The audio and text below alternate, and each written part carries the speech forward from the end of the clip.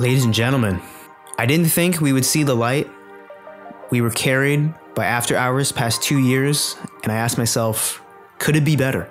With tears in our eyes through the whole 2 years, might I add. I was just the hardest to love, and until I was bleeding out, I've been This waiting man's going crazy. Holy for the dawn. And ladies and gentlemen, the dawn is here. And what better not to do than make a brand new deep dive analysis on the Weeknd's latest studio album, Dawn FM.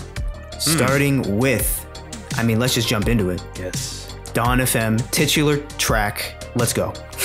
Let's do it. So with Dawn FM, man, we open on this absolutely beautiful record that really feels like, you're transcending to another plane of existence. It actually kind of reminds me of the beginning of the Super Bowl performance, just like how ethereal everything is. Yeah. It sounds like it's a choir before you. And I think straight away there's a connection between the end of After Hours and the beginning of this album. He says,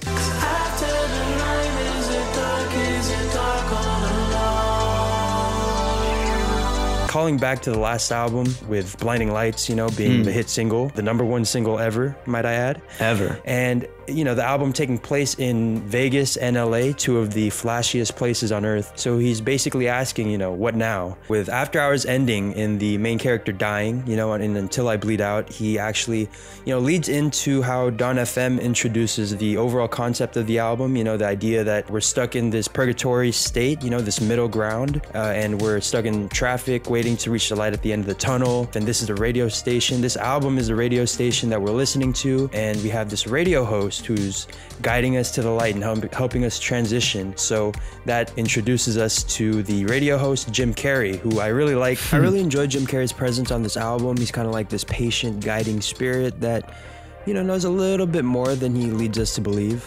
And it reminds me of, Rod Serling in The Twilight Zone. Yeah. Also kind of feels like The Good Place a little bit. And he basically welcomes this character and us to purgatory and tells us that we're set on a path towards the light. But the most important part that I think to take away from that is he tells us, what's the rush, and to enjoy our time here in Dawn FM, which is something that we'll come back to in a little bit. And I just feel like his whimsical voice, but also very dramatic and also very serious tone throughout the whole thing kind of like really ties in together and creates a really immersive experience, which is what this album is a pop 80s synth R&B experience. Also tells us to enjoy ourselves, enjoy the process, especially as, The Weeknd has hinted that there is another album to come after this being a trilogy. But yeah, let's enjoy our time here in the Dawn. I think this is a very cool place to start off this album as, it sets up this otherworldly, ominous tone that the rest of the album has. And that kind of leads into the very next track, Gasoline, which, caught a lot of people off guard. I know you and I, we talked a little bit about this on the stream, about just like how jarring it was for this to be the second song. But, I love it. You love it. And, it starts off, he repeats, it's 5 a.m. my time again, showing that this is, after Hours, or, the dawn. Here we find a pretty defeated Weeknd as he's getting high again. Something he said he'd try his best not to do in Nothing Compares. And Gasoline is this, melancholic disco song. You can hear just like how much he doesn't care about anything in that voice that he puts on that is meant to be kind of an homage to 80s pop band, Psychedelic Furs, Human League. A race is on, I'm on your side, and hearing you, my engines die. I'm pushing myself further, I'm just trying to feel my heartbeat beat. He even calls himself a nihilist, which makes sense because, last we saw this character on Until I Bleed Out, he had so many heartbreaks and relapses that he had actually given up on life itself at the end of the album. So it's only right that it kind of carries over into the afterlife. But he is trying to do better, as he says. I'm trying not to lose my faith, as opposed to, saying that he had already lost his faith on Faith from After Hours. Right. Fast forward to the bridge, he goes, Around, around, around, around we go. In this game called life, we are not friends. So that is a hint towards how the album loops, which explains why Jim Carrey tells us to enjoy our time here, because we, the listener, and the Weeknd are going to be here in purgatory listening to this album for a very, very long time. But this also represents, the self-destructive cycles that we go through in life, with our vices and whatever that may be, which is also an image we've seen in the Until I Bleed Out music video, the last music video from that era. So yeah, really cool hints towards After Hours and a little bit of of a check-in on how our boy is doing at this point in the song or in the album. Yeah, I think like you said, how he's kind of back to his old ways at the very start of this album is really telling in terms of the narrative he sets up at the very top of the album versus, you know, by the time we're done. Last we saw of Abel was him going through and looking and relapsing basically back into his like more toxic, you know, very like sinful way of living, something that he's always regretted. And then we revisit him again finally, and he's back in that state. But I feel like it's posed in a way, you know, with that modulated voice, with the way that it sounds a lot different. It's almost sounding like, you know, old man Abel is recalling this story. So this could be what I think is kind of the start of his journey of looking back. It's almost like we just pick up right after Hours and his potential quote unquote death in the Until I Bleed Out music video. You know, he's like, oh man, like, you know, I was heartless, you know, I never need a bitch, what a bitch need. And then he dies and he's like, well, where am I? Is this purgatory? And then now he's like, now Jim Carrey or God or whoever he is like, it's time for you to reflect on your life. So this feels like the first act basically is what Gasoline means to me and means to the bigger picture of the Dawn. Yeah, and I think it kind of helps explain why the album cover is what it is. I think that was a very controversial talking point, was like, why is it this old man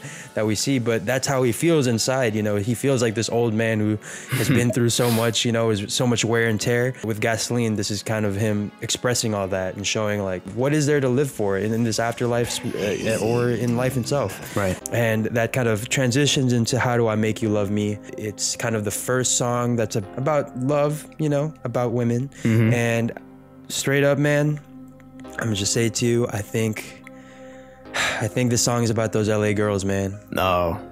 They all be looking the same. Who else could it be? And they don't care about him. That's the thing, man. Nope. This song is like a really cool change of pace because The Weeknd is so used to, you know, being the one to leave, you know, and we're so used to this being the case as well, you know, that the one time he doesn't have that power, the one time that she leaves, all he's obsessed with is making this girl love him. And that kind of, you know, that's kind of the whole point of the song. And just a side note here, just a thought I had. I like the idea that this song could also be to the trilogy truthers, as we like to call them, you know, that are always saying, oh, go back to the trilogy Abel, when he says, and all the things you tolerated made you cold inside, but I can light you up again like embers of a fire. Basically saying how all the dark melancholic music he's made in the past may have, you know, numbed some of his listeners. But this brighter music that we're getting in After Hours a little bit, and then now with The Dawn, is an attempt to like try to give them life again, to try to help them feel. Meanwhile, the rest of the chorus is like, you know, him saying to the trilogy truthers, you know, how do I make you love what I am now? But yeah. Any thoughts on How Do I Make You Love Me? Yeah, I think talking about the production for a moment, this song is really cool because I felt like it fit within that 80s aesthetic, specifically with the details that are kind of sprinkled through this whole song. There's like it only happens like twice in the song, but he kind of emulates this kind of like CD skip effect.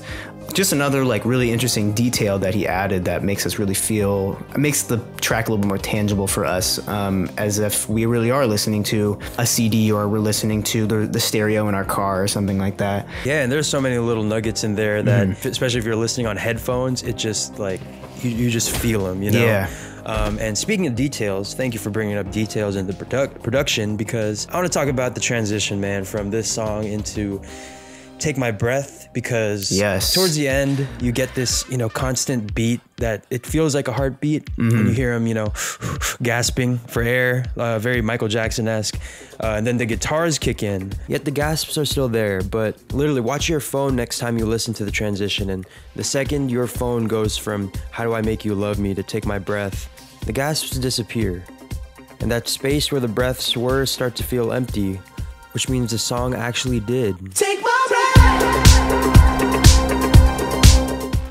You know, those gasps, they feel like it's him trying to cling on to reality, or what he knows is reality, and to this idea of him trying to be better. But then as Take My Breath kicks in, it's him being enveloped into this disco from purgatory.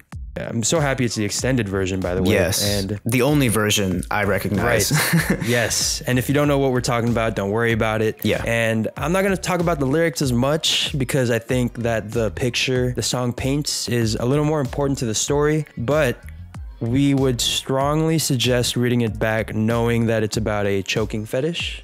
You know, you tell me things you want to try, you risk it all to feel alive. Her fantasy is okay with me. Sorry, I just need a second to collect myself. I miss her, man. It's okay. It's okay.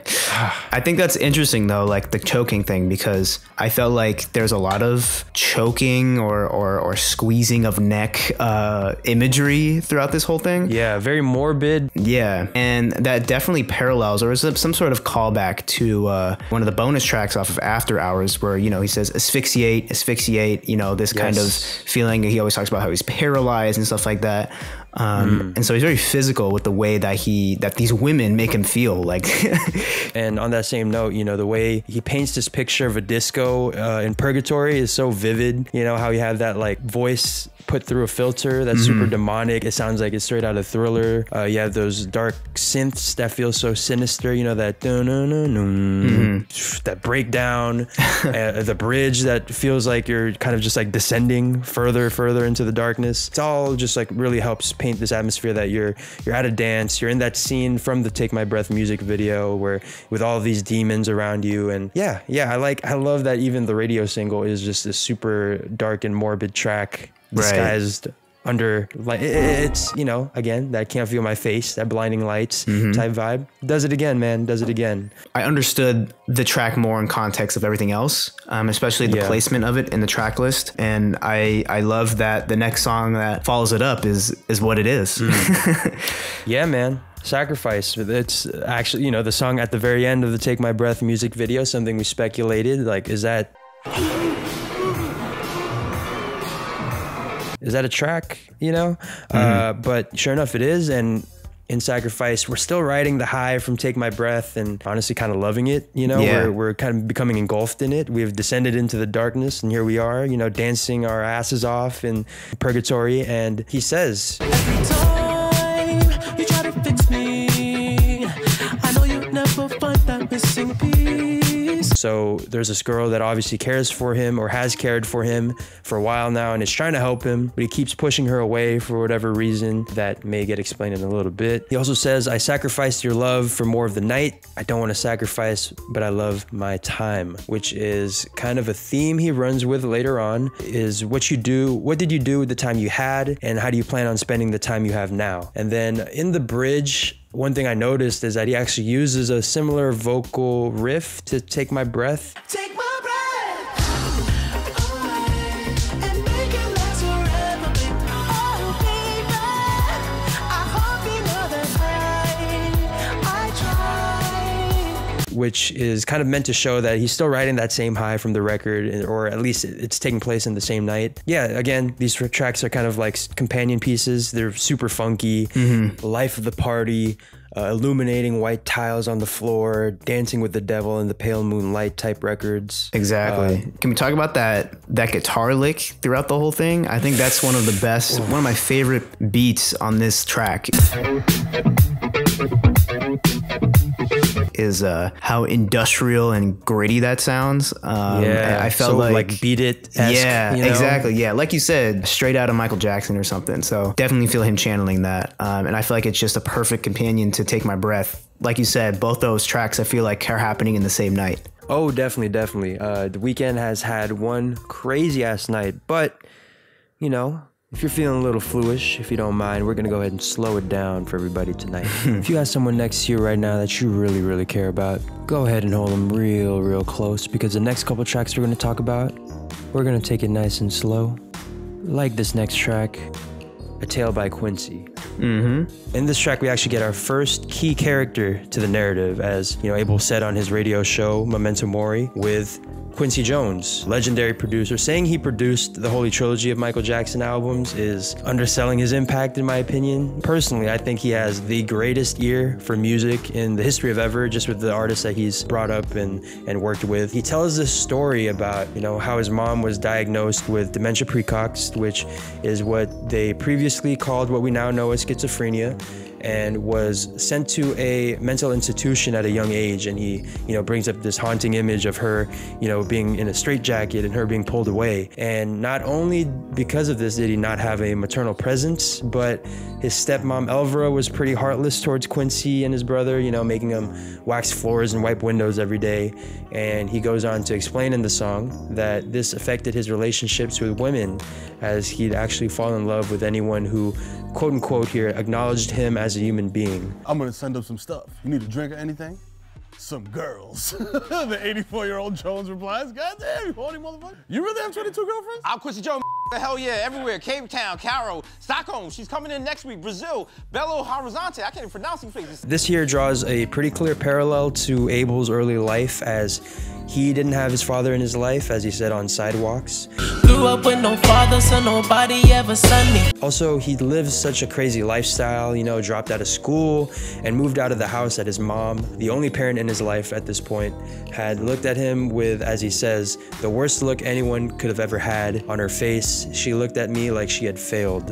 You know, another parallel, Abel also has his own issues with commitment, as he says in that same interview that when he'd need a place to stay, he'd tell a girl that he loved her, and as he says at one point, he had 3 girls at one time that legitimately thought that he was their boyfriend. So, you know, again, he's just trying to make it by at this point, trying to use women at that point in his life. So I like Abel at this point in the album having Quincy here after being on Demon Time, the last few songs, as, you know, kind of an omen for what's to come if The Weeknd continues down this road of neglecting the people who loved him in his life, who genuinely care about him, and instead using these people, these pure souls, these pawns that, you know, don't even know what they're walking themselves into. So, right. Yeah. I think that was a really, again, like this Tale by Quincy is such a dark moment on the album, but I feel like it's such a quintessential part of understanding, I mean, both Quincy, but also Abel. You know, like you said, you drew that parallel between, you know, Abel's issues growing up and his relationship with his mom, and then Quincy's, you know, lack of motherly figure, and how both of those things are very traumatic events that kind of shine through in their everyday life. I feel like The Weeknd is someone who has and carries a lot of trauma from his past. That's why he makes the songs that he does. That's why he goes into this such a dark, you know, part of his mind whenever he creates music. That's why we feel it so much. That's why we cry when we listen to his album. Yeah, you know, like, because he brings us there. And I thought it was pretty bold of him to bring us this far down. And I don't want to mean like down as, you know, lack of a better term, but I felt like this was one of the more real moments that he's ever included on an album before. Oh, yeah. And with that, like, you can just tell that, oh, Abel probably has these same feelings. And maybe that's why he has been the way that he always has, you know, maybe that's why he was such a menace, you know, in After Hours. And I felt like this Tale by Quincy is the first fork in the road on his journey down into hell or purgatory or wherever we're going. It's the first time he's like faced with, you know, I just imagine Quincy as like a prophet who like comes up to him and like, you know, the underground or something, or not the underground, the upside down, or wherever like the Black Panther goes when he like goes under that trance. You know, it's like as if Quincy's an ancestor that comes in. He's like, you know, what I learned about life is this, and maybe you can learn a thing or two. That's what I felt like it signified. And just a little quick fun story here. Quincy Jones had to have a major brain surgery. That's a crazy way to start a quote-unquote fun story. He described an out-of-body experience in the middle of the surgery where he saw a white light, which he described as him seeing everything he had done and wished he had done in his life.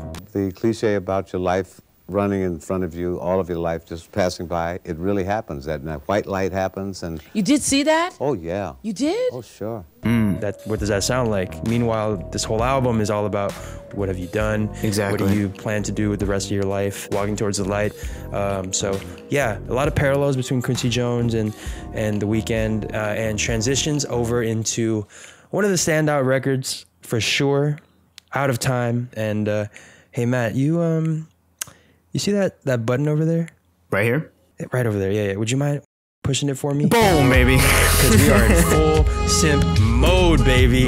Bam! Smack that button, bro.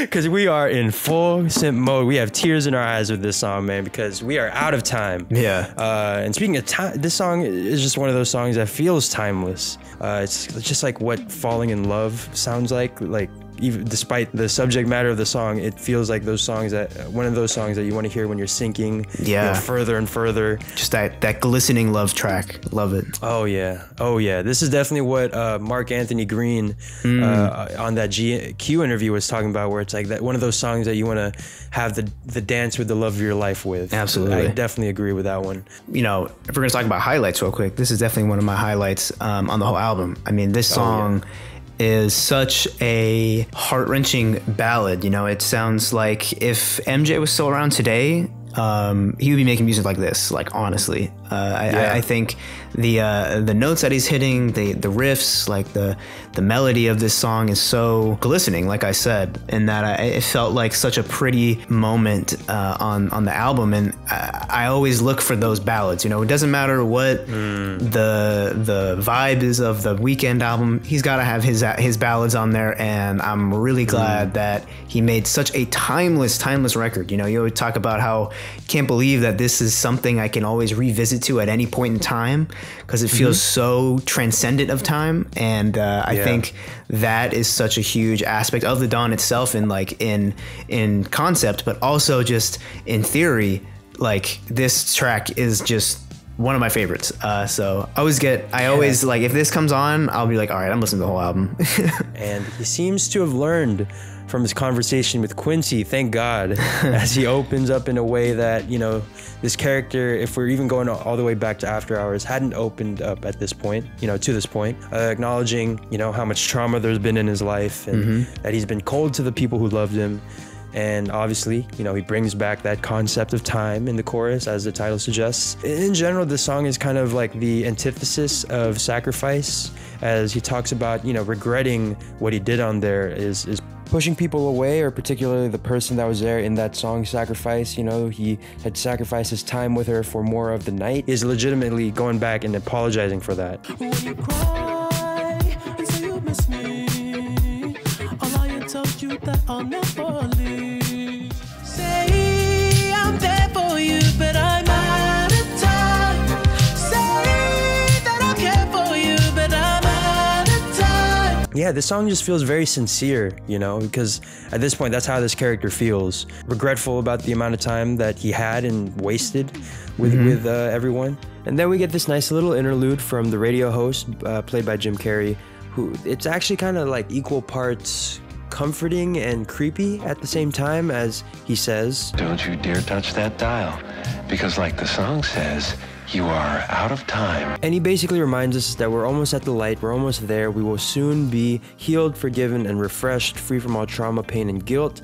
And he even mentions something like, you may even forget your own name, that could be possibly a hint towards a popular theory that people have had, that, you know, after this trilogy of albums culminating in allegedly, quote unquote, the Afterlife album, that the Weeknd, the character of the Weeknd, will die off or retire, and instead he'll drop music as Abel Tesfaye, his real name, which, you know, is really interesting. It's something that he's alluded to in past interviews. So, you know, just something to keep in mind as we go forth in this album trilogy. But before we get a chance to worry about that too much, Jim Carrey reassures us that, you know, there's still moments to be had, there's still memories to be shared here on 103.5 Dawn FM. However, just as things are going well and, you know, he seems to be on the path of self-improvement, I'll just say, Here We Go Again, featuring Tyler, the Creator. Wow, I wasn't expecting. But this song is, it's kind of spicy, man, not gonna lie. So let's get into it. So Abel starts off reminiscing on the past year and how big it's been for him, you know, performing at the Super Bowl, how deep his discography is getting, making $250 million in an off year, obviously. Bars. Then starts getting a little spicy, man, when he mentions that him and another person are cruising on a yacht. We used to sing on lost, but now we cruising on a yacht, we clear. Yeah. Now, I feel like this could be about none other than Selena Gomez, Melina Snowmez, as we... Belina Gomez, yes. the chick from Wizards of Waverly Place. Alex Russo. Alex Russo, yes. Who he was spotted with on a yacht on Valentine's Day in 2017. He also says... Said you wanted your boyfriend, jealous with a couple beers. Said you didn't expect to fall for me once you got this kid. Oh... Man, he must have felt really good writing that one. My favorite part is that there's a crowd cheering sound effect after that line. Is there? I didn't even notice that. If you listen to it, it's like after you got this, The city dark, city dangerous, your girlfriend's trying to... and then the crowd goes wild. I'm like, this man crazy. Yo, he still got it, man. Yeah. This motherfucker don't miss. No, he's fucking good. That motherfucker don't miss, man. He in this bar, he's alluding to a similar kind of lyric he had on Call Out My Name. You know, he says, I helped you out of a broken place. Guess I was just another pit stop. So you made up your mind, you just wasted my time. That she maybe wasn't expecting. She was just using him for her, to help her out of a broken place. But then she suddenly started to fall for him, and he started to fall for her. But then... he's not done. Okay. He alludes to another woman that he's talked about in the past. And say with me now, Ella Hadid. Yes. And no one in particular, but our character that we created. Yes. This is all alleged, of course. Yes. But he says, you know, your girlfriend's trying to pair you with somebody more famous, but instead you ended up with someone so basic, faceless, someone to take your pictures and frame it. Jesus Christ. Damn. Man, I'm about to go Texas right now. This bar is going in the rafters. This is just pure hater thoughts right here, bro. Haterade, man. He's drinking on that haterade. He's right on now. that future flow. Yeah, for real, man. I think this bar is referring to her new dude, Mark Kallman, who is an art director who's worked with Travis Scott and Bape, to name a few. You know, I'll leave his face up on the screen. I'm not gonna say anything about him, but I'll just leave his face up on the screen, and you can decide whether you describe him as quote unquote basic and faceless. Oh, that is such an insane way to describe your ex's new dude. And then obviously there's that My New Girl, She a Movie Star that he repeats a couple times just in case we didn't catch it. Just a little flex. This is such a bitter song. I love it. That's, you know, a reference to, you know, Angelina Jolie, who he was spotted with a couple times, you know, eternal star Angelina Jolie. You know, it's interesting because throughout this whole album, there's not one song about one person. Which is interesting because usually in like After Hours or in his other albums, he'll make one song dedicated to one person or one relationship. But in this time, he's talking about everybody. Like nobody is safe. You know, he's like, this is not, it's, you know, like someone can be like, oh, I think this song's about you, Selena. Nah, it's all about all of y'all. So that's what I like. This is his No Vaseline. Yeah. Where it's just diss track everybody. Yeah. It stays within the constructs of the theme of this album, which is like him looking back on his past wrongdoings, on all of his past wrongdoings, you know, so all of his past relationships. And it's the fact that he's so pressed on this album really has me to believe like, damn, like it's really still, these feelings are still very, very potent. You know, I feel like they still, very fresh. Like they still communicate. He still probably tries to talk to all these girls, or they still have some sort of unresolved, you know, feelings or emotions that got left over. Tension. Yeah. And like what he said about it was a interview about him doing the Swedish House Mafia track, about he didn't even need to write it. He said, let me just look at my phone text. All right, I got the material right here. You know, so this is an everyday thing for him. You know, this is not just for the album. By the way, that like Swedish House Mafia story is like one of my favorite things ever. It's like one of those like Michael Jordan stories where it's like, oh, you know, he had the flu, showed up like an hour before the game and still hit the game winner and all that. Like it's just one of those legendary stories that you'll see on Instagram, your Instagram Explore page in like 10 years. But what was interesting is how much he has been referring to Angelina Jolie throughout this album. And this is kind of the first time he brings her up. And he starts getting deep into their relationships further and further down the track list too. Let's talk about the Tyler feature, man. For sure. Really cool that it's on here. There's a part where Tyler goes, "We don't need the government involved because we like to touch. We don't need no damn religion telling us that we in love." Reminds me of a line off of the Weeknd's feature on Hawaii, where he says, I don't want marriage. I'd rather go half on a baby, and at least we'll share something that's real. basically saying like, we don't need a piece of paper. We just need to know that we like each other, we love each other, and that's it. Even like a baby at this point would be more proof of our love. He then goes on to the part that we're all gonna scream at the top of our lungs whenever we can get this tour going, man, is you gon' sign this prenup, you gon' sign this prenup, you gon' sign this prenup, like all that stuff. Yeah.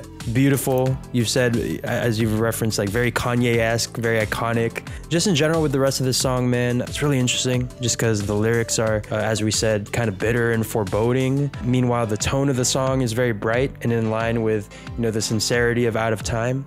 And I think that's meant to show that he still hasn't healed from the pain those women caused him, as we said. But the temptation of jumping into some kind of romantic relationship is, as he does on the next track, can feel so bright and alluring and harmless, but that pain is still holding him back, and which is why the song is called Here We Go Again. Exactly. And he ends the song by trying to rationalize this decision, as he says, but she'd rather love and lost with tears than never love at all, so here we go again. And that perfectly bleeds into the next track, which is Best Friends. And the main theme of this track really is about a friends with benefits situation. I was gonna say best friends. That's how I describe you and me, Matt. But maybe not so much. Pause. Yeah. Don't be calling me no bestie around here. Anyway, for the record, very much a pause. I'm so sorry. Oh, hey, okay. It's not name names, all right? Yeah. Okay. But yeah, this time he's telling his lover or whoever his partner is at the time, not to fall in love with him. Mainly because he goes on about he's been a part of so many toxic relationships, you know, that his heart still hasn't really fully healed from the aftermath of those past ones, you know, Ella Hadid, Shlamina Shmomez, whatever. And he says that maybe we should just remain as friends, you know, so he doesn't have to go through that again, which is a perfect kind of afterthought after his track that we just talked about, Here We Go Again. So now he's like, oh shit, like I'm in this situation again, she's falling for me. But he's like trying to do better, kind of. Like he's trying to set it up. He's trying to set expectations. Exactly. He's trying to catch it before he gets there, before his heart gets broken. So he kind of starts off with the lyric, you know, things you want, I'm not looking for. You know, he's basically warning her that if she wants to be with him, he isn't in the type of the mind space, the head space, his heart isn't ready to be in a real relationship, which might be what she is looking for. You know, he just wants that casual hookup, which is kind of similar to the lines from the Trilogy era track, you know, The Birds, Part 1, where he goes, Girl, I'm just another bird. Don't make me make you fall in love with a nigga like me. kind of warning them like he knows who he is. And so he kind of gives this girl in the Birds a similar warning that he's not interested in a relationship with her, you know, doesn't want to get her to get too attached. But this also brings up the question, you know, who is this best friend? You know, who is this person in this situation that is a friends with benefits type relationship? Now, there's a lot of speculation that can point to pretty much every love interest The Weeknd has had in the past. You can kind of spin this to being, you know, when Selena and Abel were dating, around the time that they broke up, she included a few lines in like an outro of one of her tracks stating that they were basically broken up, but she was his best friend. Then you can point to Bella Hadid. When they were both invited to the Victoria's Secret event, the model said basically that they were best friends and everything was mutual. So is this about a single girl? It's kind of unclear. You know, there's a possibility that this song could be about how he's had this very conversation with every single girl he's been with, and that, you know, there are several references to older tracks throughout the song that points to this song being about all his relationships. You know, the part where he goes, And I will never burn you, I can never hurt you. This is possibly could be a reference to his track Hurt You from My Dear Melancholy, which we all know is about his breakup with Selena. Another parallel I saw was also with the pre-chorus saying, you know, sex is friends no more. You don't want to have sex as friends no more. These lines parallel the lines from the previous song we just talked about, Here We Go Again, with Tyler, the Creator, saying that, you know, he said you wanted your boyfriend jealous with a couple pics. You didn't expect to fall for me when you got this dick. Cue the applause. And you know, whoever he's talking about here, like, she must have gotten with the Weeknd so that she could get back at an ex or at her current man. Instead of keeping it casual, she ended up, you know, catching feelings for him. You know, could this be about Angelina Jolie? You know, this album clearly references her a couple times.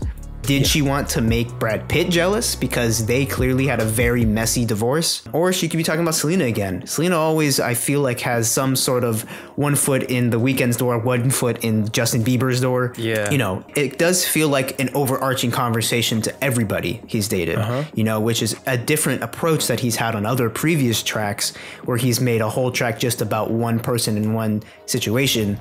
It feels like this best friend talk has happened to every girl he's been with. And he's basically just trying to, you know, protect his heart and kind of catch this situation from getting a little bit too out of hand, getting a little too serious so that he doesn't go through that heartbreak again. And, you know, of course, he ends the track with that.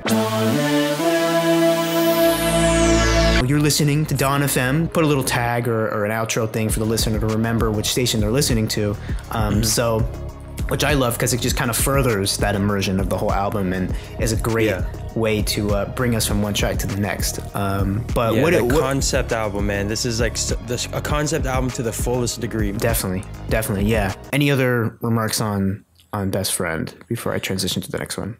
I just think that's absolutely crazy that you can be Brad Pitt and still get leveled up on.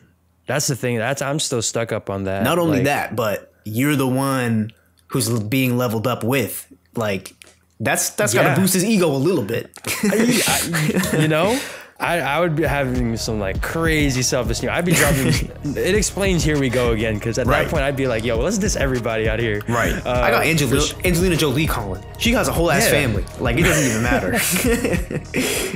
This next track, Is There Someone Else, is basically the definitive track to the whole rumor, the whole situation of what went down with Angelina Jolie and The Weeknd. Basically, this song, definitely one of the more highly anticipated tracks, especially after he posted that preview of it on Instagram like a few days before he dropped the album. You know, this is definitely one of the more lyrically dense tracks on the album, with starting off with the line, I know that look you give when we're fighting, 'cause I used to be the one who was lying. The Weeknd shows a lot of growth, you know, calling back to his trilogy days. Like, Abel was known for his persona around drugs, partying, girls. Him being a liar in his relationships used to be very, very common and easy for him. You know, like you said, he had 3 girls convinced that they were his girlfriend. So that's kind of been his MO for a while. You know, in his song Montreal from Echoes of Silence, he says, so if I said that I won't call, then lying comes natural to me. You know, he used to be the one who would lie, but since his apparent growth that we saw in After Hours, he's aware now. He's aware of his past, and he doesn't want to tolerate other people trying to pull the same bullshit on him. You know, made clear, you know, by the song title, this woman is seeing someone else right now, or at least has feelings for someone else still, especially with the lines like, 'Cause I need to know if you hurting him or you hurting me. If you're trying to get with me to get back at someone, like, don't bring me into that. And he's also saying, like, look, who's the priority here? Who, when in your head, between the two of us, right, like, who is your escape and who is the one that you're hurting? And I love that idea. Right. This does bring up sort of a discrepancy. You know, if The Weeknd has acknowledged and knows he's been so unloyal and a liar and in his relationships, then why, like, what gives him the right to demand the opposite from other people if he was the same toxic person in the past? Yes. And he actually answers this in his next verse, saying that, I don't deserve someone loyal to me. Don't you think I see? And I don't want to be a prisoner to who I used to be. He understands that he can't ask for much knowing his own past, you know, but he also wants to distance himself from his past self. You know, he doesn't want to associate with that.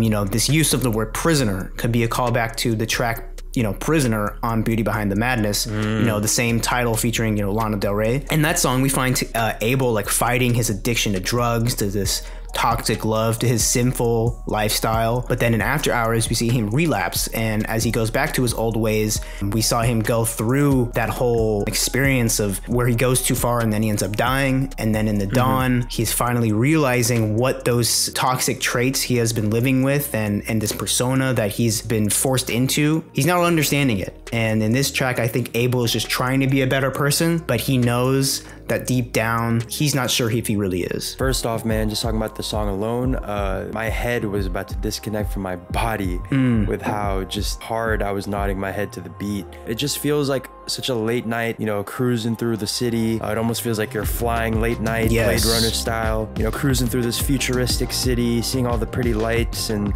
billboards and flashing neon signs and all that stuff. But then, yeah, I love that this album is just like him calling back to all his old albums. It's like every album up to this point is the life of The Weeknd.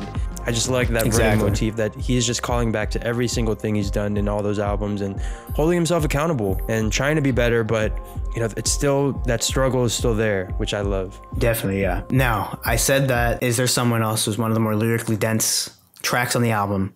This next one, believe it or not, is even more dense. So let's just get into it. With Starry Eyes as the next track, I think, I said that he talks about a lot of other girls on each track. I think this one is for Angelina Jolie specifically. In this track, Abel is bringing up a common theme that runs throughout the Dawn, which is being hesitant to fall back in love, even if the girl seems so perfect for him. In Starry Eyes, it serves as a ballad to Abel's like dream girl, basically, in that he really, really does genuinely feel for her enough to, despite everything that he's been warning himself on, he feels for her so much that he's like, whatever, like, I care for you so much. I'm willing to dive into a relationship and take care of you emotionally. He desires her that strongly. I mean, in the opening lines, he says, I only met you in my dreams. A clear connection to his verse in his song After Hours, where he says, put myself to sleep just so I can get closer to you inside my dreams.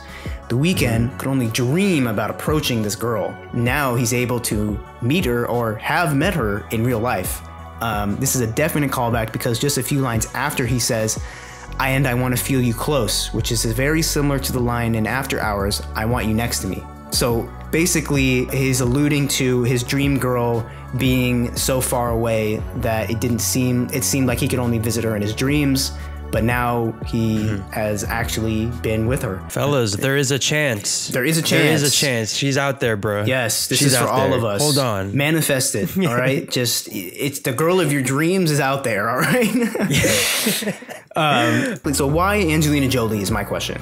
Is why, why is he so obsessed with her? Or not obsessed, just infatuated by her. And it seems like it's her brokenness is what he's attracted to. He's attracted to people who have also been hurt like he has. Some people who have had trauma in their lives.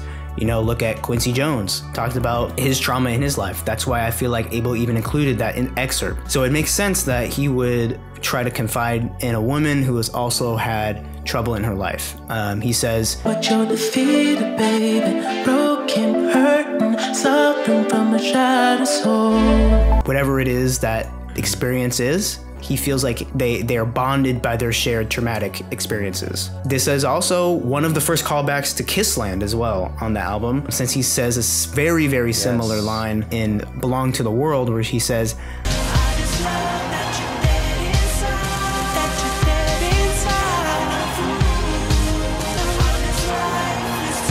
he is half joking, half being pretty serious, like true about it, in that they have this part of them that feels like been withered away by trauma. And he wants someone who also has that experience, because then he'll feel like they finally understand him. But the next few lines are extremely telling in terms of Angelina Jolie's specific trauma, that I was actually really, looking back when I was going on Genius and just reading the lyrics, I was like, wow, this is very open and vulnerable about what Angelina Jolie was running from when she divorced Brad Pitt, with the lines, you weren't touched by a man in so long, 'cause the last time it was way too strong.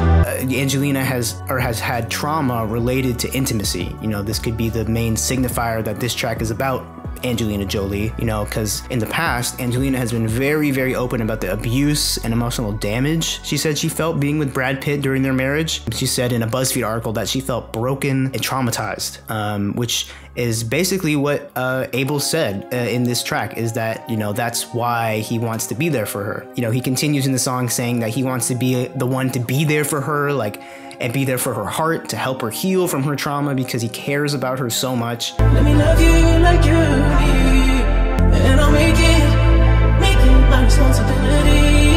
I'll be there every step of the way. And finally, what does it mean to be starry-eyed? You know, the very name and the title of this track, you know, usually refers to someone who is overly optimistic, you know, and willing to do anything to help or be with someone, even if it means that they could be making a wrong decision or that it could end up hurting them. Kind of dumb love, you know, he's so starstruck. Yeah. He has starry eyes. He's just like, I will do anything to be with you. Despite every aspect of love that I just said hurt me in the past, doesn't matter. I have starry eyes for you. And he knows this, you know, with the lines, kick me to the curb, you know, it's okay, baby, I promise that I felt worse.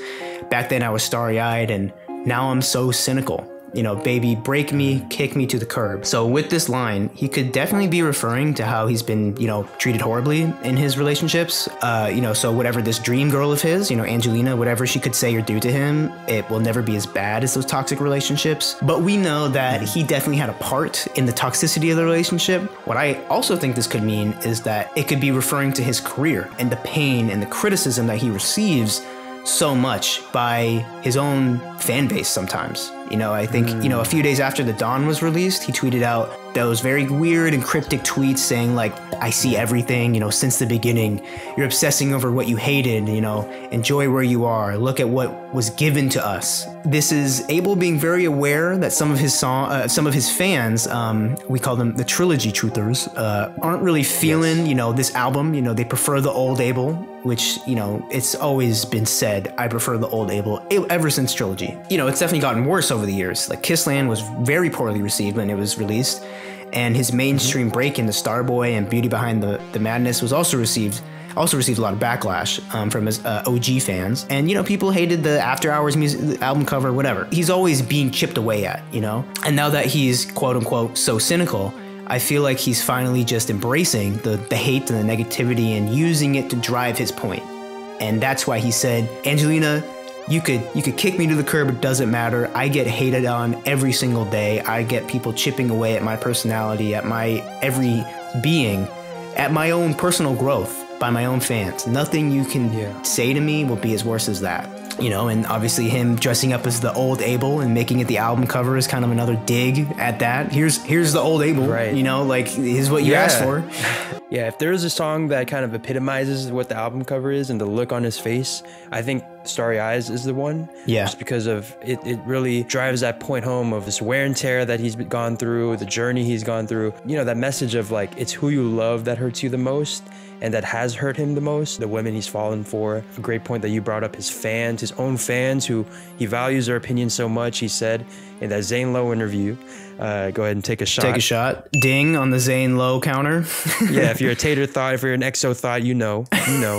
But yeah, he said that you have to value the fans' opinions just because, you know, for example, in the Beauty Behind the Madness era, he dropped Can't Feel My Face, which was this huge left turn. You know, we saw a little bit of it in Wanderlust, but then he goes into this full, you know, vintage, upbeat, dancey mood. But before that, he dropped The Hills, which was something a little more familiar, something darker. Yeah, he really values the fans' opinion. So to hear, you know, them say like, oh, you fell off, you lost him way back when, you know, he's not there anymore, he just caters to the pop audience. It genuinely hurts him. So yeah, no, Starry Eyes, definitely one of the impactful songs and lyrically just one of his best songs for sure. So yeah, it's really great that we get this, you know, very emotional, very sad ballad, and then we go into a track that helps lighten the mood a little bit, gives us a bit of universe building with Every Angel Is Terrifying. Right. You say lighten the mood, but I think this might be a pretty dark track if we really dissect it, you know. Let's do it. But At first, I cannot lie, this song is a banger. I know it's not really a song, but like that kind of half song that starts it and then the whole like ad and all that. Intense, graphic, sexy, I love that. I love provocative. I think it's cool. It's definitely a super cool moment on the album. He's never really spoken to us like that. But yeah, this is kind of the first instance of spoken word by Abel that we've never really gotten on an album. You know, he kind of, the excerpt in the beginning, he said, "Who, if I cried out, would hear me amongst the angels' order? You know, even if they pressed me against their heart, I'd be consumed. For beauty is the terror we endure. While we stand and wonder, we're annihilated. Every angel is terrifying." So where did this come from? What is this every angel is terrifying? Basically, this is a direct quote from a early 1900s German poet, Rainier Maria Rilke. Apologies if I butchered that. Sorry, my guy. But he was known to write poems that kind of juxtapose this overwhelming kind of religious beauty and imagery with existential horror, basically. His work has been described as impassioned monologues about coming to terms with human existence, you know, discussing themes of the limitations and the insufficiencies of the human condition and fractured human consciousness, man's loneliness, the perfection of angels, life, death, love and lovers, and the task of the poet. I can definitely see, after reading up on more of Rilke's work, I can understand why Abel has chosen this poem to be included, as I feel like he relates to Rilke a lot, or Rilke. Sorry, I'm just gonna keep fucking that up. From now on in this, whenever we cite him, it's gonna be we just call him Rilke or Rilke. Yes, sorry, yeah. I'll cover all my bases. But basically, Abel has gone through through the dark, clearly. His pain from his traumatic past is growing up as, you know, poor and leaving his mom and being homeless in Toronto, then being emotionally abused in relationships and been at the mercy of the mainstream, you know, for his entire life, who critiques his every move, must have pretty much forced him to believe that human life is nothing but suffering. Even when he thinks he's found a partner or an angel to tie him down and actually be there for him and understand him, they always end up breaking his heart and making it worse. You know, every angel is terrifying. I think that's where that comes in. Abel is the man who is lonely. When they talk about how Rilke or Rauch is a lonely poet, or a poet that talks about man's loneliness, I feel like Abel sees himself as that man. You know, Abel is the man disillusioned by these angels, or by the love of his life, by life itself, by love, by death, and the task of the poet, in this case, Abel being the poet, tasked with grieving through life's endless pattern of suffering, basically, is what I feel like is his main takeaway from the work of this poet, because that's all life has ever given to Abel, is even though he's been given success upon success, award on top of award, it doesn't even matter when he's not happy and he feels like his life has been just always pulling him down as much as he's tried to break his way up. And that's why I feel like he added that really interesting spoken word segment at the beginning of the track. And to that point, you know, another one of the angels in his life, you know, one of the most significant ones, one that has given him so many, you know, resources and opportunities and memories to be happy, is his love for music. But even that angel is terrifying, as if you boil it down to its essence, it's him having to, you know, write out and explain his trauma and his sufferings, and then he has to go on tour and sing it to us and relive it, all that, you know, before our very eyes for our applause. Like the image that sticks out in my mind is the Save Your Tears music video, how, you know, he toys with the idea of killing himself in front of us, in front of the audience, for our entertainment, and he's being celebrated for it. I could understand where Abel thinks that he may be put on this life to suffer and to showcase that suffering. But after that, it quickly changes into this kind of crazy, hilarious, entertaining ad that one is pretty insane. Like the whole thing, it's bad shit. It's just so like chaotic. It's so chaotic. There's so many things happening. It feels like a Looney Tunes like commercial, the way it just like bounces from left to right. Exactly. Yeah, which I love. It just felt it kind of felt like a parody of those. But even though this is seen as kind of one of the more silly moments on the album, I think this is actually might be the most important part of the entire album, because it gives us an idea of what this next album could be in the third part of this trilogy. So he goes You into hear this. my hands rubbing together, guys, because we're about to get into it. We are scheming, full scheming right now. So, like you said, those words, exotic, bizarre, beautiful, world of afterlife. You know, Dawn FM revolves around this idea of what comes after death. You know, we know Abel doesn't believe in an afterlife. You know, he says on the opening track, Gasoline, you know, it's 5 a.m. my time again. I know there's nothing after this, you know. He's been telling himself to always look forward, you know, don't stop looking in the past because it's just too painful to be reminded of what happened in the past. You know, even on the track, you know, Tale by Quincy again, he says, looking back is a bitch, isn't it? You know, like that entire track is about how mistakes made in the past are impossible to fix. And actually it's foolish to try and think you can even fix them now. And, you know, of course, there's the rumor going around about the next installation into this trilogy will be called Afterlife. He brings up this idea of the afterlife being kind of this illusion that has been packaged and sold to us by religion, by society, by media.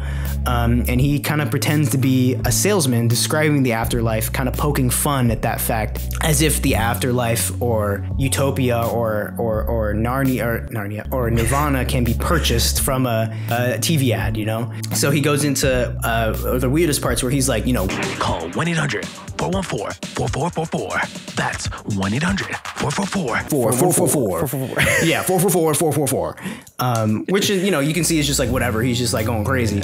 But it's not for no reason. You know, the number 4 in Chinese culture is synonymous with death. You know, it's often considered a very unlucky number. Call your local Chinese restaurant. It's never gonna have a 4 in its phone number because they don't want the bad luck.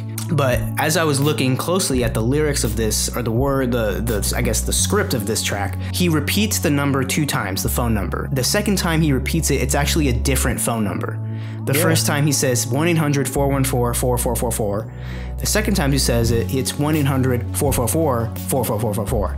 So basically there's 2 different phone numbers, which indicate, in my opinion, 2 different paths, or several paths, that we could be taking in the afterlife album, whatever that holds. Very similar to Kendrick Lamar's Damn. You know, the next album might be surrounded by this idea that we, the listener, can choose whether or not Abel ends up in heaven or hell, heaven or Las Vegas, I guess, if you want to say. This track has actually given us the framework for what his next album will be about. You know, what the structure of his next album could potentially be in terms of having it be one of those interactive listening experiences, whether it can be played front to back, you know, backwards, forwards, whatever it is. I think he's going to give the autonomy to the listener to figure out, okay, look, I just showed you my whole life. You saw me relapse as a sinful monster in After Hours. Now I'm here in the dawn looking back. You see me processing all my trauma, processing all my wrongdoings. Now it's up to you. You know, of all the sins I've done in my life, do I end up in heaven or do I end up in hell? So I think that is the question that he's going to pose for us in the next, whatever it is, installation into this trilogy. Guys, I have no words. If this is where we're going, then this could be the most insane way to ever set up something in music. This isn't like films. Like, this is the most, and we talk about how we have a lot of film references for Abel. That's because he said he's a cinephile. He loves, I think he said that he'd prefer to do film over music if he could. But now he's able to cross those 2 things that he loves so much, music and film, and make something that's so cinematic and that, you know, sequels very inherently film-esque. And to have that in his album making is unlike anything we've seen, but to have this be like a whole story that, you know, from when we first met him on House of Balloons in the trilogy, and to have that all be character development and all like basically the life of the Weeknd and end with whatever is coming next with this next album is so meta, self-aware, artful, and it feels like we've been building up to this for the last 11, 12 years. It would be insane. I really love this theory. Let us know again what you think in the comments below. But yeah, wow. Definitely, yeah. And I think before we talk about the next track, the transition from Every Angel to the next track, Don't Break My Heart, one of my, if not my favorite transition in the album, because when that beat drops, my head is grooving. I'm like, damn, this track is dope as fuck. Even though this is one of my favorite songs on the album, and it's such like a upbeat tempo, kind of this repeating, you know, the hi-hats just kind of lead the whole track. I actually think this is the darkest song on the entire album, and I think this song might be the song with the most callbacks to earlier tracks from his discography than any song on this album. You know, well, if you have a little notepad, go ahead and take your counter. Yeah, and just tally off how many references we're about to nail off here. Definitely. First of all, the overarching theme of this track, "Don't Break My Heart," is definitely clear. You know, he's absolutely infatuated by this woman, whoever it is, so much so that she fills every kind of missing piece that he's mentioned in other ballad-like tracks in his past. But if she breaks his heart, then he doesn't think that he has it in him to be able to recover like he has before. Let me get into what that means. He starts off by calling back to "Until I Bleed Out" from After Hours with the lines, "You snatch my soul, I'm crucified. I feel paralyzed. I'm so mesmerized by you." He says a similar line on "Until I Bleed Out." I'm so paralyzed. I can't explain why I'm terrified. Another similar parallel in lines, kind of building off that idea that he visited in "Until I Bleed Out" and After Hours. He continues by saying, "But I know you're right for me. Ecstasy, I keep coming back for more." He equates his love for this person like ecstasy, like a drug. He did the same exact thing on Starboy on the song "Rockin'." I just want your body next to me, 'cause it brings me so much ecstasy. And even another callback with the very next line. He says, "I think that you would die for me." Calling back to that same track with the same, a similar title, "Die For You" on Starboy. Yes. In this track, he talks about how he would die for someone that he loved, but he doesn't feel like the partner, whoever he was talking about in Starboy, would do the same for him.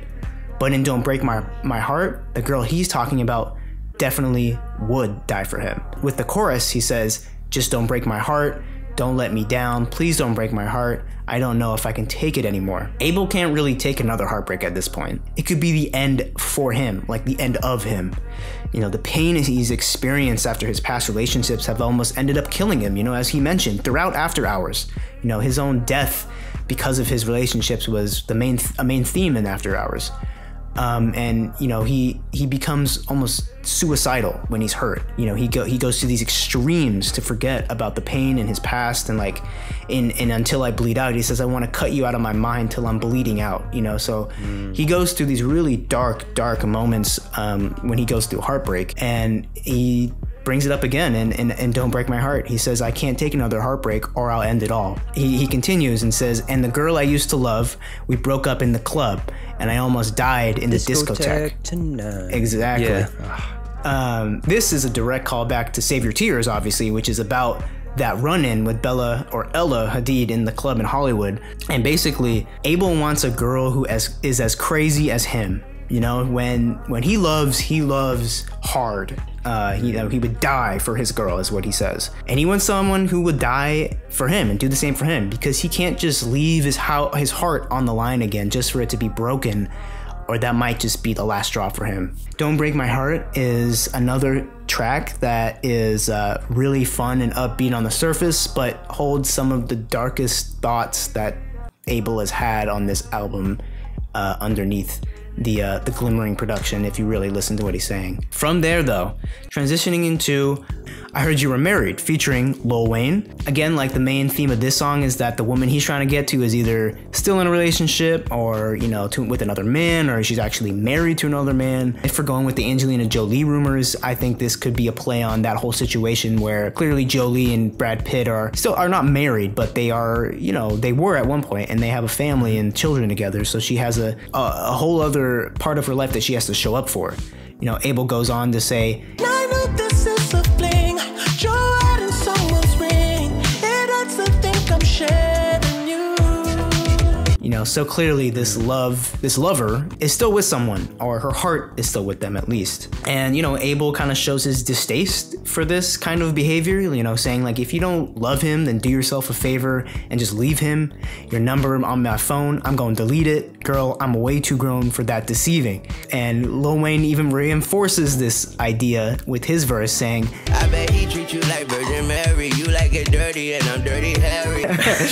So definitely kind of calling back into similar themes from other tracks. But yeah, I think this track kind of served as a departure from the dark subject of the prior track for sure. Yeah, a pretty necessary, I think, after just like how dark everything's gotten. I think this was a nice little shed of light. I will say this though, there is one popular interpretation of this song that I will mention. Ariana Grande is someone that people have mentioned that this song could not be truly about, but somewhat inspired by, you know, her being married to this guy, Dalton, I think his name is. Man, count your days, bro. He has this whole song about. Right. Anyways, Ariana Grande is someone who he was rumored to be involved with by the time we get to Beauty Behind the Madness. You know, The Hills, talking about, you know, you live in a gated residential, your man is on tour or whatever, that kind of thing. Was, you know, allegedly referencing Ariana Grande. So yeah, all you Ariana Weeknd stands out there, hope y'all enjoyed Off the Table. I hope you guys enjoyed the Save Your Tears remix, because we're not getting another one of those collabs anytime soon after this record. Unfortunately. Yeah, so yeah, but yeah, and tell hubby I'll kill him, no hubcap. No hubcap. No hubcap. Bars, man. Bars. But yeah, after that last thought, we lead into the final, you know, actual song of the Dawn FM. Hey Matt, should I push the button again? Yeah, I think we gotta slap that shit. Broke my hand from how hard I slapped that thing, because we are simping. Oh my god, I remembered my first time listening to this song. I just remembered every single thing I did wrong in every single relationship I had. Remember when I was your hero? I'd wear your heart like a symbol. Oh man. Anyway, Less Than Zero, the final track. Go ahead and go with your interpretations here and educate them, because I'm just gonna be here crying, guys. So if you hear me, I'm so sorry. He's down for the count. Tremendously. Go ahead, man. Go ahead. Yeah, obviously we're talking about Less Than Zero, but basically we're talking about how this girl, or the girls he's been talking about, after all of this turmoil, they don't think he's shit after it all. You know, they don't love him anymore, and they treat him like he's nothing. No, wait. Worse than nothing. Less than zero. That's how down bad this man is. This song could only be about Bella Hadid, in my opinion. You know, I know he says that, I said that he talks about a lot of girls in all these tracks, but this one might just be about Bella, or might be the one girl he wants to get the attention of, especially with the line, Remember I was your hero, I'd wear your heart like a symbol. In After Hours, Abel has always referred to Bella's chrome hearts necklace and that she would always wear. She got chrome hearts hanging from her neck, and them shit's going wild. She has always also collaborated with the brand several times, you know, and this could be an indication that this track is actually about Bella, talking about the heart that he wears like a symbol. He says that I couldn't save you from my darkest truth of all. We were led to believe that The Dawn would be brighter than any previous album, you know, that he had finally found the light and that he can finally release his old toxic and evil version of himself. You know, we even saw him relapse and relive those moments and paint that picture for us of just how toxic of a person he was in After Hours. But the darkest truth is that in the end, that he turned into the man he used to be again. If I may call back that line from After Hours, you know, he follows this saying, I'll always be less than zero. You tried your best for me, I know. Now Abel is starting to talk about himself, saying that he knows that he hasn't been a good person, And less than zero, you know, it can also be seen as another meaning of this phrase, you know, kind of like a less than 0 degrees, as in Abel is cold-hearted. He'll always be, and no matter how hard he tries to be a good person. Like, why does Abel feel like he'll always be less than 0? Like, why does he always feel like he's the hardest to love? You know, it's the same question he always poses. You know, the chorus might suggest that it's because he was unloyal, actually. He says in the chorus, "'Cause I can't get it out of my head. No, I can't shake this feeling that crawls in my bed. I try to hide it, but I know you know me. I try to fight it, but I'd rather be free." He can't really muster up the courage to tell his past lover, whether that's Bella, Selena, probably not Angelina, I feel like this is about someone in his past, that he actually cheated on them. And that he knows that she knows that he cheated on them, and that he can't even bring up the courage to tell her. And he says, he follows this with the line, Now you'd rather leave me than to watch me die in your arms. you know, this is another direct callback to Faith from After Hours, where he says, I want you to follow right behind me. I want you to hold me while I'm smiling, while I'm dying. you know, this contradicts that line, and it insists that this darkest truth that that Abel is talking about could be that he cheated on one of his past lovers, and that no matter his efforts to be a better person, she will never ever see him the same way, and that he'll always be less than 0 because of that. I'm about to cry right now. Keep going with your points, man, because I have nothing to add. I do have something to add, actually. No, I don't. This is what I love about this song is how it kind of encapsulates the tone of Dawn FM, the album as a whole, and that it feels both, you know, triumphant and celebratory, but also just miserable and bleak. You know, throughout the album, we are on the path of self-improvement and progressing through that, and that's something to celebrate about, but also we're having to come face to face and confront our fears, our sufferings, our greatest failures, and I think that kind of feeds into why the Dawn FM, the album, loops, in that, like, it's a cycle. Exactly. And you're always going to have moments where you climb that mountain, and then you're gonna have moments where you relapse and go back to your old ways, but eventually you're gonna find yourself going back towards the light, you know, back on that journey of self-progress. But then again, it's a cycle, so it's gonna rinse and repeat, right? And yeah, speaking of zeros, you know, 0 is a circle, which is kind of a perfect representation for, you know, the cycles we go through. But yeah, Less Than Zero. Love this record, love what it represents in the album, love just the explosion of feelings that it gives. To the highest of giving, if that makes any sense. But yeah, this record is gonna tear up the charts whenever it becomes a single. Yeah, I think this is definitely one of my favorite songs that The Weeknd has made, honestly. Like, it just, the emotion that he captured with it is so unique and so, like, melancholic that I feel like a knot in my stomach every time. But going on that idea of that cycle, that reoccurring idea that we are in this purgatory state forever, kind of leads us into the last track, which is Phantom Regret by Jim. So basically, this track is like a what have we learned today, kids, kind of track. You know, I mean, we've gone through so much turmoil, so much self-reflection, so much self-hatred, that this poem that Jim Carrey carries out almost dissects and paints a picture of all the lessons that Abel has learned and that he had just brought us through whatever this journey or this narrative that was the Dawn. This is kind of the ultimate bookend to that. I could dissect every single word of this, you know, poem. That's what poems are made to do. But I think that the best way to go about it is just to kind of talk about the overarching theme of this entire monologue. So, as we know, Dawn FM is about purgatory and acceptance of oneself, basically.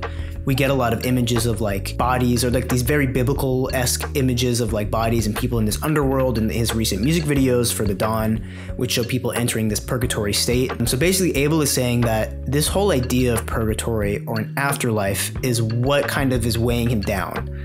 He thinks, you know, after all this turmoil and pain, all this, and, you know, even the success and the fame, like, what will he actually be remembered by? You know, of course, us fans, we're gonna remember him as one of the greatest musicians of our time that we had the privilege of being alive to even experience. But he also has no control of how people perceive him, of how people will remember him.